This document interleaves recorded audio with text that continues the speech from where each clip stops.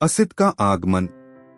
जिस समय बालक का जन्म हुआ उस समय हिमालय में असित नाम के एक बड़े ऋषि रहते थे। असित ने सुना कि आकाश स्थित देवता बुद्ध शब्द की घोषणा कर रहे हैं।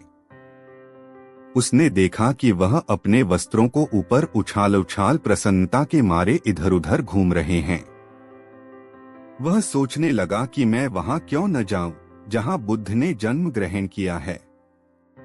तो जब असित ऋषि ने समस्त जम्बूद्वीप पर अपनी दिव्य दृष्टि डाली और देखा कि शुद्धोदन के घर में एक दिव्य बालक ने जन्म ग्रहण किया है और देवताओं की भी इतनी अधिक प्रसन्नता का यही कारण है, इसलिए वह महान ऋषि असित अपने भांजे नाग के साथ राजा शुद्धोदन के घर आए और उसके महल के द्वार पर खड़े हुए।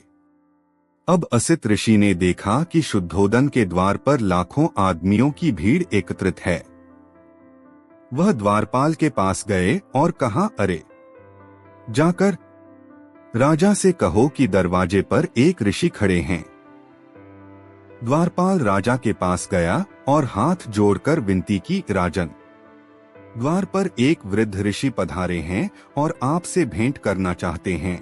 राजा ने असित ऋषि के बैठने के लिए आसन की व्यवस्था की और द्वारपाल को कहा, ऋषि को आने दो। महल के बाहर आकर द्वारपाल ने असित से कहा, कृपया भीतर पधारें। असित ऋषि राजा के सामने उपस्थित हुए और उसे खड़े खड़े आशीर्वाद दिया, राजन, आपकी जय हो। राजन, आपकी जय हो।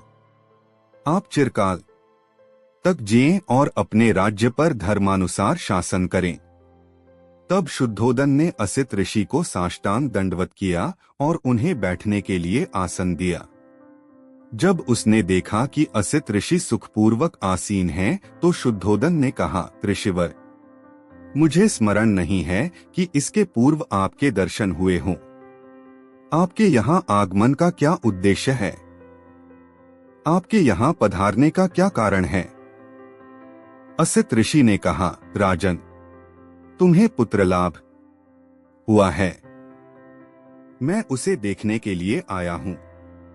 शुद्धोदन बोला, ऋषिवर, बालक सोया हुआ है, क्या आप थोड़ी देर प्रतीक्षा करने की कृपा करेंगे? ऋषि का उत्तर था, राजन, इस तरह की दिव्य विभूतियां देर तक सोती नहीं रहती, वे स्वभाव से ही जागरूक होती हैं।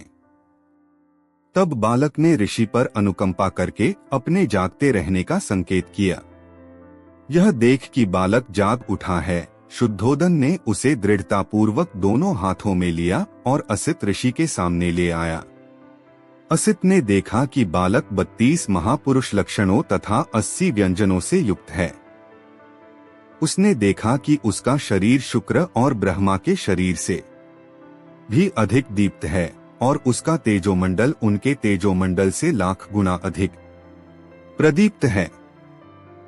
उसके मुंह से तुरंत यह वाक्य निकला, निस्संदेह यह अद्भुत पुरुष है। वे अपने आसन से उठे, दोनों हाथ जोड़े और उसके पैरों पर गिर पड़े। उन्होंने बालक की परिक्रमा की और उसे अपने हाथों में लेकर विचारमग्न हो गए।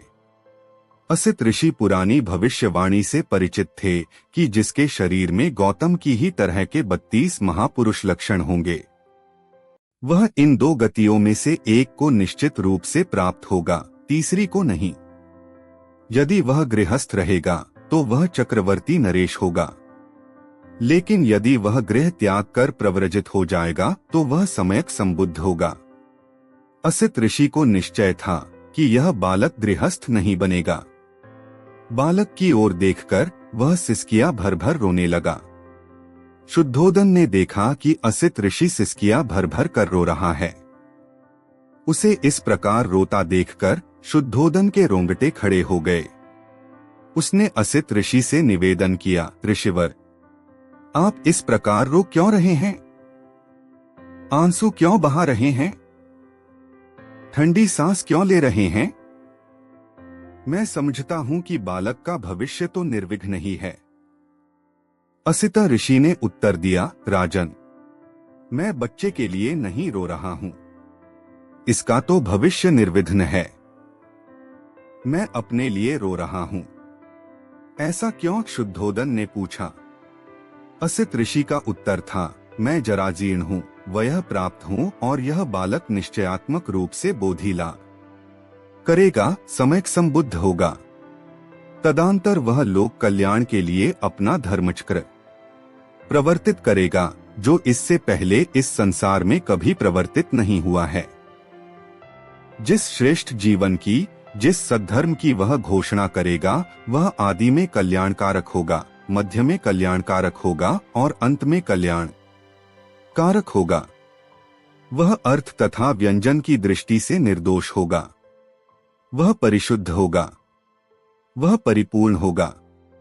जिस प्रकार कभी कहीं इस संसार में उदुम्बर गूलर पुष्पित होता है, उसी प्रकार अनंत युगों के अनंतर इस संसार में कहीं बुद्धोत्पाद होता है। राजन, इसी प्रकार निश्चय से यह बालक बोधि लाभ करेगा, सम्यक संबुद्ध होगा और तदंतर अनंत प्राणियों को इस दुहख में सागर के पार ले जाकर सुखी करेगा। लेकिन राजन, मैं उस बुद्ध को नहीं देख सकूंगा। इसलिए राजन, मैं इस दुहक से दुखी हूं और रो रहा हूं। मेरे भाग्य में उस बुद्ध की पूजा करना नहीं बदा है। तब राजा ने असित ऋषि और उसके भांजे नाग नरदत्तक को श्रेष्ठ भोजन से संतर्पित किया और वस्त्र दान दे उनकी परिक्रमा कर वंदना की। तब असित ने अपने भांजे नाग को कहा, नरदत्त, जब कभी तुम्हें यह सुनने को मिले कि यह बालक बुद्ध हो गया है, तो जाकर शरण ग्रहण करना। यह तेरे सुख, कल्याण और प्रसन्नता के लिए होगा। इतना कहकर असित ने राजा से विदा ली और अपने आश्रम चला गया।